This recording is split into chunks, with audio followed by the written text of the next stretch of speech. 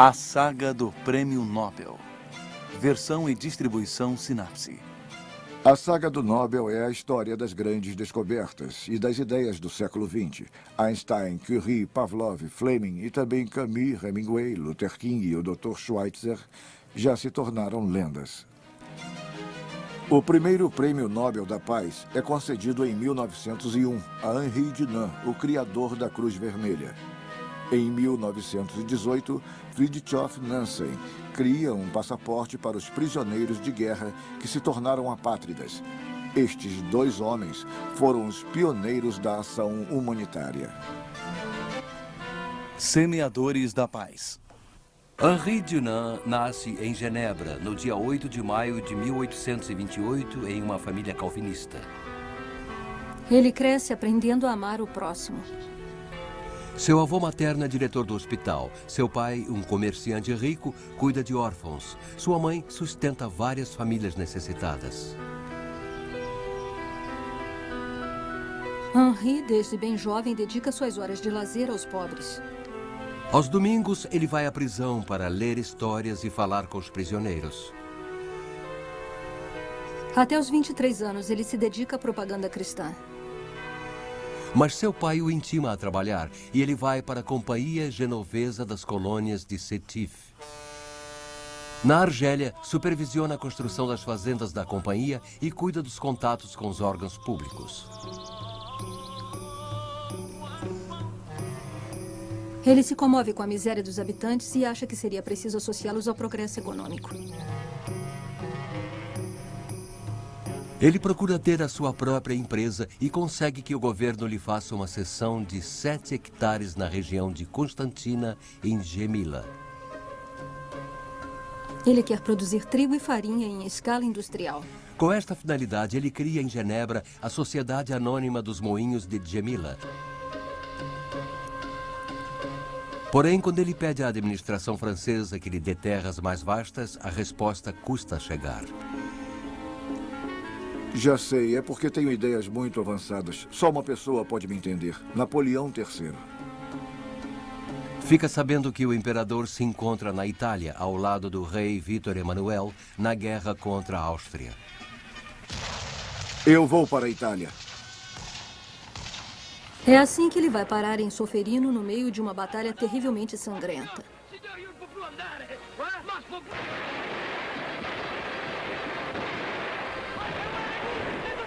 300.000 homens se enfrentam nas colinas sob um sol impiedoso.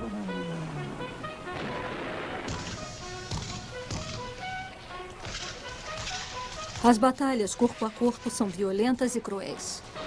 No fim da tarde, cai uma chuva de verão torrencial. Os homens se atracam na lama. Os austríacos são tomados de pânico e começa a debandada. Vitória! Vitória!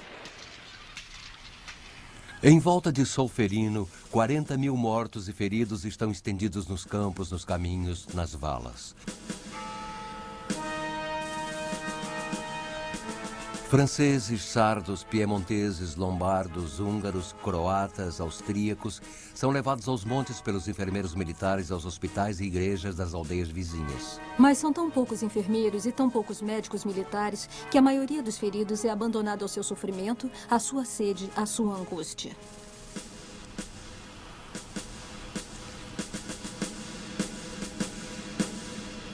Dunant não é médico, mas logo começa a cuidar dos feridos. Faz curativos em um, dá de beber ao outro, consola um agonizante.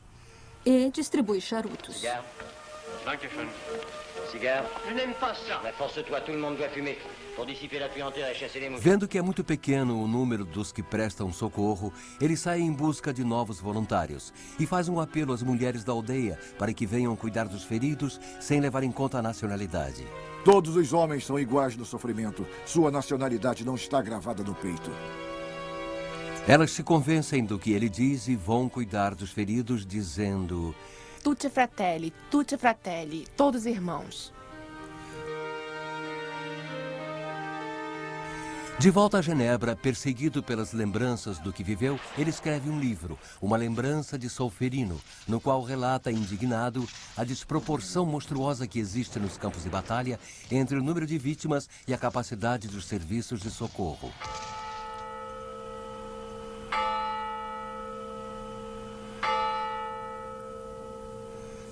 Por suas descrições sangrentas, seus detalhes cruéis, seu tom indignado, Uma Lembrança de Solferino impressiona seus leitores e abala os grandes deste mundo. Você serve a causa da humanidade. Escreve para ele Victor Hugo e os irmãos Goncourt. Saímos deste livro com a maldição da guerra. Reis e rainhas aprovam a ideia de Dunant de criar em cada país sociedades civis de socorro aos feridos de guerra, compostas por voluntários dedicados, qualificados e neutros.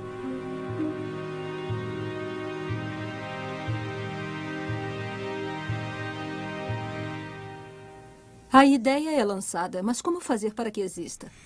Gustave Moinier, que dirige uma obra filantrópica, a Sociedade Genovesa de Utilidade Pública, propõe a Dunant ajudá-lo a realizar sua ideia. O general Dufour, militar pacifista, também dá seu apoio, assim como um médico civil, Dr. Monnoir, e um médico militar, Louis Appiah. Sem perda de tempo, eles decidem entrar em ação e Dunant é enviado para uma missão. Durante 1 mês e meio, ele percorre a Europa para convencer os governos a aceitarem a formação de sociedades nacionais de socorro aos feridos de guerra. Sua fé e sua vontade de convencer são irresistíveis. Finalmente, no dia 26 de outubro de 1863, os delegados de 16 países e de 4 instituições filantrópicas se reúnem em Genebra para discutir sobre a eventual necessidade de criar equipes de civis para levar socorro aos feridos nos campos de batalha. A ideia não é aceita com facilidade pelos militares. Eles têm a impressão de estar sendo despojados de uma de suas responsabilidades. Ao mesmo tempo, reconhecem sua fraqueza nesta área. Finalmente é decidida a criação de uma organização internacional. Como símbolo da futura organização, uma braçadeira branca com uma cruz vermelha. Um símbolo que logo será posto à prova. Em fevereiro de 1864, uma guerra curta, mas selvagem, é declarada pela Prússia contra os ducados dinamarqueses, visando a sua anexação. O Comitê de Genebra decide enviar 2 delegados ao local.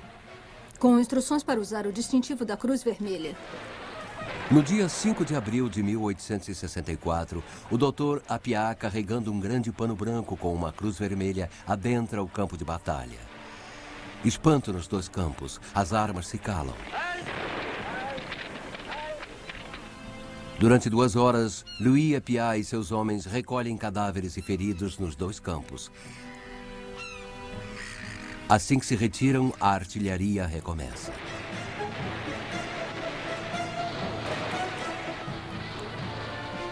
A Cruz Vermelha acaba de provar a sua utilidade. Falta apenas ser reconhecida oficialmente pelos governos. O que acaba acontecendo em agosto de 1864. Os embaixadores de 14 países assinam o que chamamos até hoje de Convenção de Genebra. É a certidão de nascimento da Cruz Vermelha. Todos os direitos humanitários do século XX emanam dos 10 artigos desta carta. Artigo 1º. As ambulâncias e os hospitais militares serão considerados neutros e, como tal, protegidos e respeitados pelos beligerantes enquanto aí houver feridos. A neutralidade cessa quando estes locais estiverem guardados por uma força militar. Artigo 5. Os habitantes do país que prestarem socorro aos feridos serão respeitados e permanecerão livres.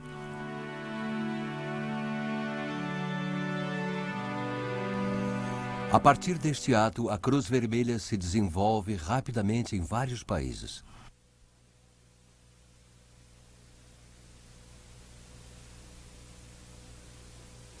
Na Exposição Universal de 1867 em Paris, entre canhões alemães e canhões franceses de último tipo, ela exibe com orgulho seu moderno material.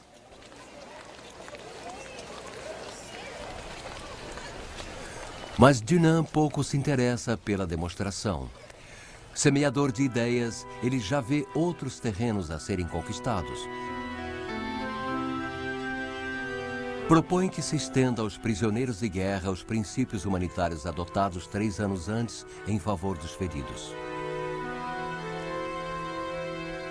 No entanto, ele é subitamente interrompido. O banco que financia seus negócios coloniais vai citá-lo no Tribunal de Genebra por não haver feito o reembolso dos investimentos concedidos. Outros acionistas também exigem prestação de contas. A responsabilidade de Dunant fica comprovada e sua falência é decretada. Dunant está coberto de vergonha. Sua família rompe com ele. Ele é obrigado a se demitir da direção da Cruz Vermelha. Ele deixa Genebra e sua burguesia financeira, que não perdoa um revés, e vai morar em Paris, num quarto de empregada. Sua vida desmorona. Tudo escureceu. Eu perdi a elasticidade, a energia, a confiança que possuía até então para cair na negritude da tristeza.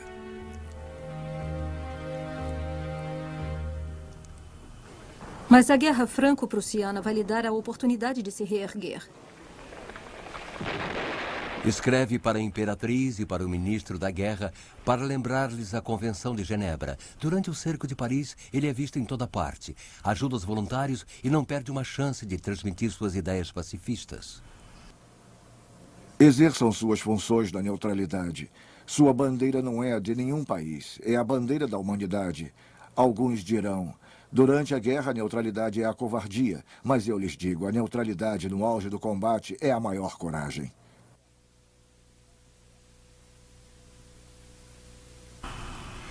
Nos anos seguintes, Dunant, sempre acuado por seus credores, vai evitar ser visto nos congressos internacionais. Já sem recursos, ele vai aceitar a ajuda de uma rica viúva, sua admiradora, Eva Kastner. Ela lhe pede para promover uma invenção de seu filho, o pirofone. Dunant transforma-se então em vendedor demonstrador e vai ser visto tocando esse tipo de órgão nas feiras. Ele está apaixonado por sua protetora, mas não ousa se declarar. Ela era rica e eu pobre. Nós nunca fomos amantes. Após a morte de Eva Kastner, em 1888, ele fica perdido. Começam então suas andanças pela Europa, sempre evitando Genebra. Andanças que vão durar 4 anos. Ele sofre de um complexo de perseguição e se diz perseguido pelos jesuítas. Aos 60 anos, vive como um mendigo, parece um velho e é dado como desaparecido. Ele conseguiu fazer com que os credores o esquecessem, mas para a Cruz Vermelha, também ele não existe mais. Mounier escreve uma história da Cruz Vermelha, omitindo o nome de seu fundador, de quem sente vergonha. Em 1892, Dunant reaparece. Na Suíça, ele vai se instalar em Heiden. Um vilarejo que domina o Lago Constância a 1000 léguas de Genebra. Aluga um quarto na Pensão Paraíso. Sua família, com quem fizera contato, manda-lhe algum dinheiro.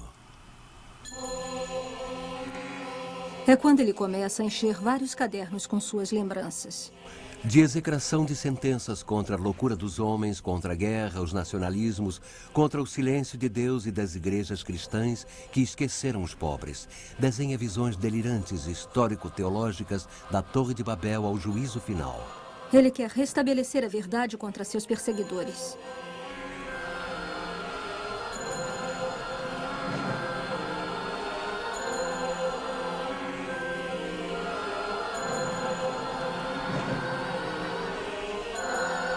Mas a hora do reconhecimento está próxima.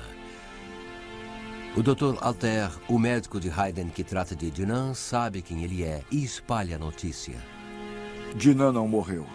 Dunant está aqui. No dia 30 de abril de 1896, Georges Beauberger, um jornalista de Saint-Gall, pede para vê-lo. Ele entrevista Dunant e o fotografa. A matéria e a foto dão a volta ao mundo. Logo o correio de Heiden fica lotado de cartas e pacotes. Em 1901, um telegrama traz a notícia. Ele recebeu o Prêmio Nobel da Paz.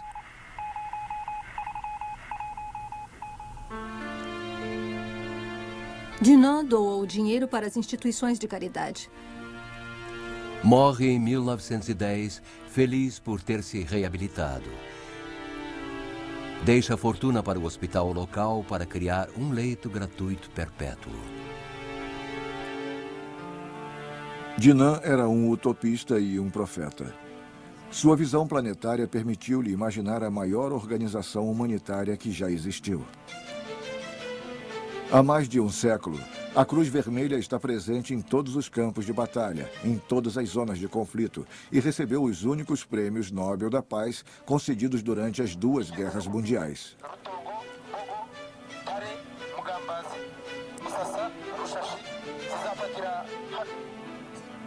Outras convenções, como a de Genebra, foram criadas. Outros homens desempenharam papéis determinantes na evolução da ajuda humanitária, pela originalidade do seu engajamento. Foi o caso do norueguês Nansen, inventor do passaporte para apátridas, conhecido como Passaporte Nansen. Fridtjof Jof Nansen nasceu em 1861. O mesmo ano em que Dinan escreveu uma lembrança de Solferino. Ele cresce no campo, perto de Oslo. Ainda jovem, Nansen se torna uma celebridade. Primeiro como esportista. Adolescente, ele consegue 12 vezes o título de campeão de esqui da Noruega. Aos 18 anos, torna-se campeão mundial de patinação no gelo. Em seguida, como cientista. Estuda oceanografia e sua tese sobre o sistema nervoso dos animais marinhos surpreende o júri. Aos 21 anos, ele dirige o Museu de História Natural de Bergen. E será conhecido também como explorador. Em 1888, inicia a travessia da Groenlândia. Uma região ainda inexplorada e temida, que a imaginação popular povoou de habitantes estranhos, de forças ocultas e de perigos. Retornando sãos e salvos, Nansen e seus homens recebem uma acolhida triunfal. Traz consigo informações científicas e um livro sobre os esquimós. O único publicado até hoje. Aos 27 anos, manda construir um barco resistente às pressões do gelo, o Fram. Leva-o para a margem da banquisa, com provisões para 6 anos, deixa-o ficar preso no gelo e aguarda sua deriva. Ele quer verificar uma hipótese que ele mesmo formulou sobre a existência de uma corrente ártica que desloca o gelo da Sibéria em direção aos polos. A deriva leva 3 anos.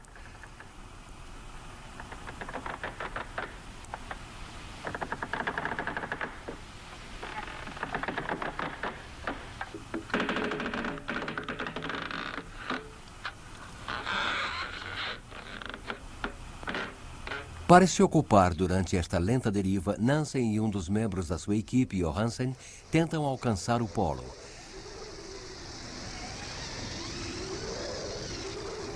Atingem a latitude norte de 86 graus e 14 minutos. O ponto mais próximo do polo atingido até hoje pelo homem. Enquanto isto, o Fram deriva na banquisa para chegar ao largo de Spitsberg. A tese de Nansen estava certa. Na sua volta, Nansen se torna um herói nacional.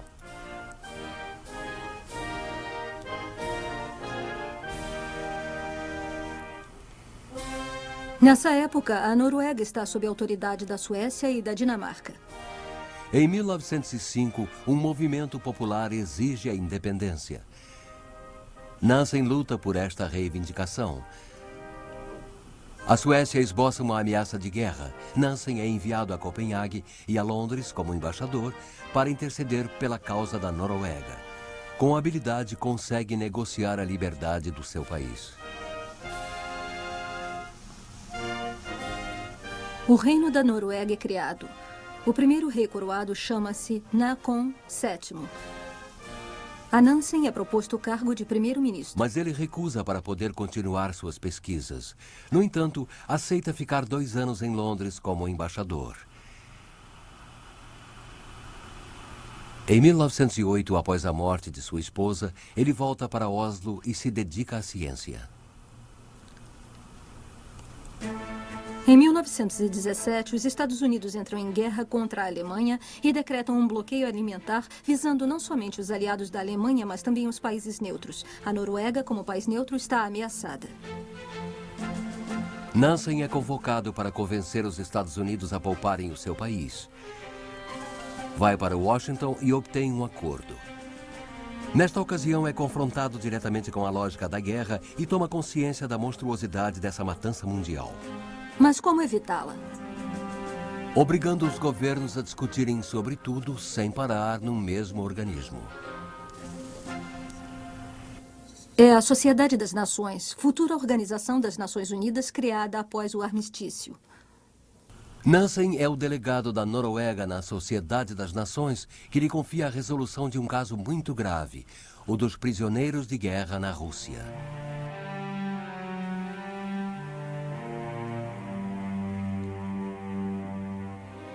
São 500 mil soldados que vivem miseravelmente nos campos. Eles têm fome, têm sede e muitos não têm mais família.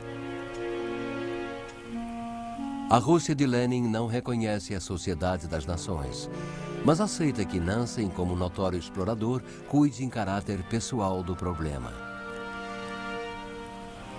Em poucos meses, Nansen consegue coletar fundos, requisitar navios e levar de volta para casa esses condenados de guerra pertencentes a 26 diferentes nações. Durante a operação, ele descobre a extensão da fome na União Soviética. Em 1920, as colheitas foram ruins. A guerra sangrou o país e desorganizou a agricultura. Milhões de pessoas morrerão de fome se não forem socorridas. Lenin lança um apelo à ajuda internacional, mas os governos fingem não ouvir. Só a Cruz Vermelha reage e pede a Nansen que a ajude. Nansen tem visto de permanência em Moscou. Ele procura a Sociedade das Nações, mas a resposta é negativa. É negada a ajuda para a Rússia soviética. Nansen não desanima. Ele consegue coletar fundos em diversos países para comprar comida e levar para Moscou, para Leningrado e para a Ucrânia.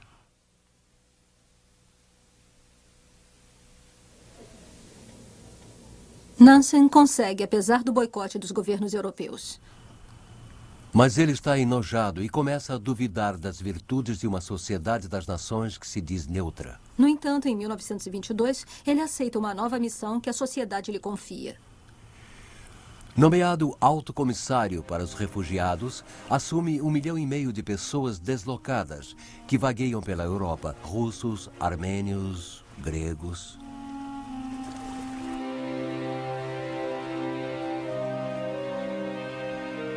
É preciso, antes de tudo, ajudar os refugiados a sobreviver. Em seguida, assegurar a sua integração em um país de acolhida e, finalmente, dar-lhes um estatuto jurídico. Ele imagina um passaporte de apátrida que consegue, após duras negociações, que seja aceito por 52 países. É o famoso passaporte Nansen. 52 nações aceitam o princípio de acolher indivíduos munidos deste documento, pondo um fim à sua vida errante. Mesmo assim, Nansen terá muitas vezes que negociar a acolhida dos refugiados, caso a caso, ainda que tenham o passaporte.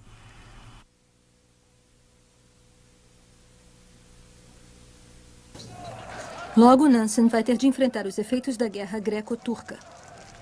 1,5 milhão de gregos são expulsos da Ásia Menor.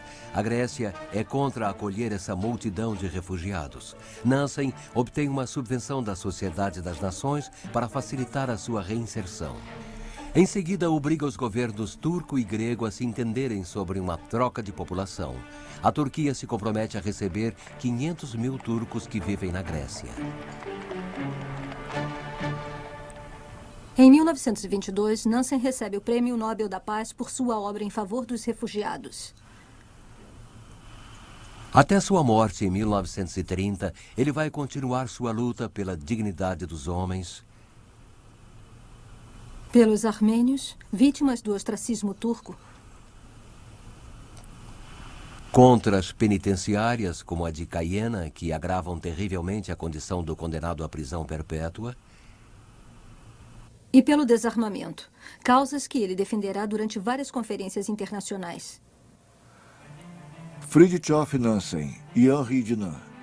Deram uma forma moderna aos princípios cristãos de caridade e compaixão. Eles criaram estruturas jurídicas que levam em conta a responsabilidade individual e a soberania dos países. Suas ações criaram a noção de solidariedade internacional. Existe um antes e um depois de Jinan, como também existe um antes e um depois de Nansen.